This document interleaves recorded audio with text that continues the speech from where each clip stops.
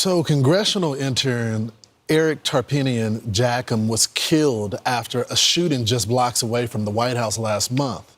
President Trump telling his mother, quote, "Eric will be held in my heart, and I promise never to forget or forgive the terrible act that took him from us." Here's Eric's mother. He loved people. He didn't, he was very open. Everyone liked him. This is a serious crime a mile from the White House. This isn't a joke. And then it happened again this weekend. Shooting again, a little girl, 3-year-old died. I mean, this is not a joke.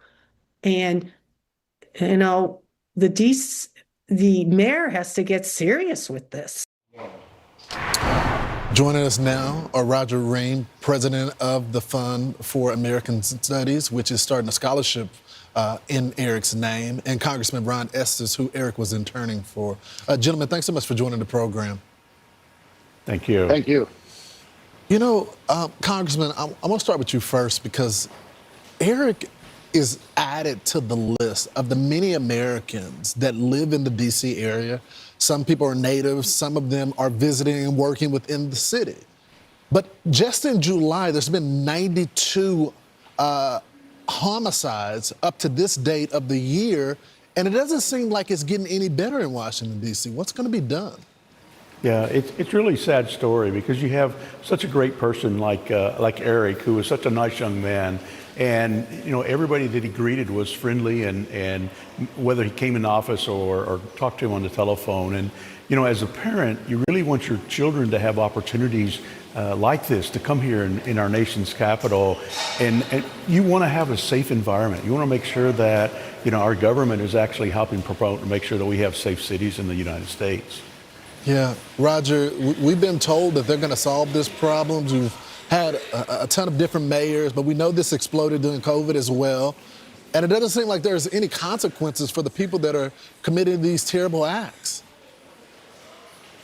Well, I'll echo the congressman just by saying Eric was an intelligent young man with so much promise and had so much to contribute to the world, and would have been an instrument in peace for the peace in the future if he had lived.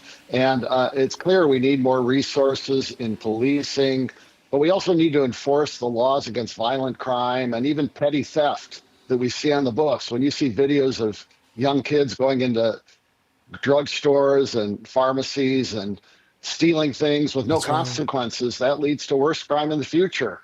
And so we need to enforce the laws. We need to improve the schools in our cities with programs like school choice that will improve the quality so kids learn values and morality. And it's a cultural problem when we have kids being raised outside of two-parent families.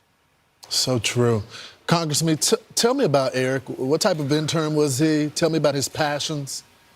Yeah, he'd been with us only a month, but he'd really fit into the office, and it worked out really well with him being around and becoming part of our team as we focused on helping provide services for the constituents in the 4th District of Kansas.